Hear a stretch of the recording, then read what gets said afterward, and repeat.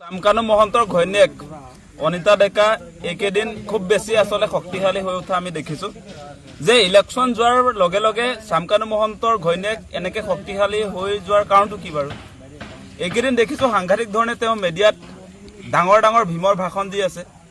যে বিশ্বৰ দৰবাৰত শামকানু মহন্ত আৰু এই তেওঁৰ ঘৈণীয়েকে জুবিন দাক প্ৰতিষ্ঠা কৰা এনেকুৱা ধৰণৰ কথা বতৰা শুনি আছো মানে অসমৰ ৰাইজ কিন্তু বুৰ্বক নহয় দেই এই মানুহবিলাক হৈছে অভিযুক্ত হত্যাকাৰী শামকানু মহন্ত আৰু তেওঁৰ ঘৈণীয়েক এই দুইগৰাকী মানুহে চৰকাৰ লগত বিজেপি চৰকাৰৰ লগত মিলি আসলতে ছিংগাপুৰত নৰ্থ ইষ্ট ইণ্ডিয়া পাতিছিলে নৰ্থ ইষ্ট ইণ্ডিয়া ফেষ্টিভেল এই অনিতা ডেকা আসলে গ্ৰেপ্তাৰ হ'বলগীয়া মানুহ সেই মহিলাগৰাকীক SITটো গ্ৰেপ্তাৰ নকৰিলেই এতিয়া তেওঁ আকৌ ভীমৰ বচন মাতি আছে তেওঁ 6-4 কোবাই আছে এইকেইদিন আমি দেখি আছো আমি মৰি যোৱা নাই সেই কথাটো কৈ থলো আপুনি এনেকে সংবাদ মাধ্যমত আহি জুবিন দাক বিশ্বৰ দৰবাৰত প্ৰতিষ্ঠা কৰিছো বুলি যি ধৰণৰ আসলতে বক্তব্য দাঙি ধৰিছে নহয় অসমৰ ৰাইজ বৰ্তমান ক্ষুভিত হৈ আছে আপোনাক কিন্তু সঁচাকৈ কৈছো যে এনেকুৱা বক্তব্যৰ পৰা বিৰত থাকক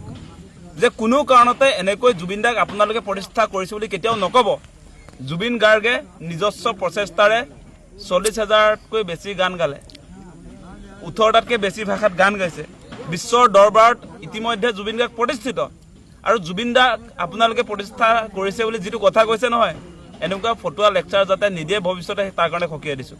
আৰু দ্বিতীয় কথাটো হৈছে যে হিমন্ত বিশ্ব শৰ্মাৰ লগত শামকানু মহন্তৰ পৰিয়ালৰ যে এটা ঘনিষ্ঠ সম্পৰ্ক আছে সেই কথাটো আজি স্পষ্ট ৰূপত প্ৰকাশ পাইছে কাৰণ ইলেকশ্যনৰ পাছতে শামকানুৰ ঘৈণীয়েক শক্তিশালী হৈ উঠিছে ইলেকশ্যনলৈকে কিবা কথা বতৰা তেওঁলোকে বন্দবস্ত আছিলে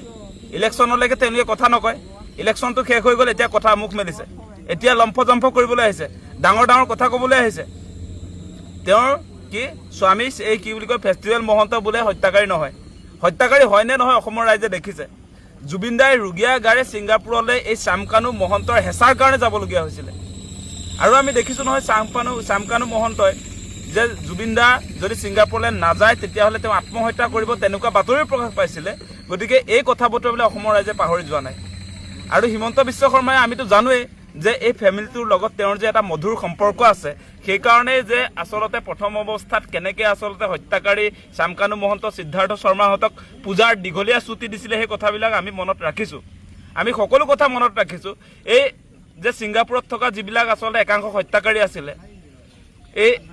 আসাম এছ'চিয়েশ্যনৰ যিবিলাক বিষয়ববীয়া আছিলে তেওঁলোককতো গ্ৰেপ্তাৰ নকৰিলে যিটো ইয়ট পাৰ্টি আয়োজন কৰিছিলে সেই মানুহবিলাক প্ৰথমতে এৰি দিলে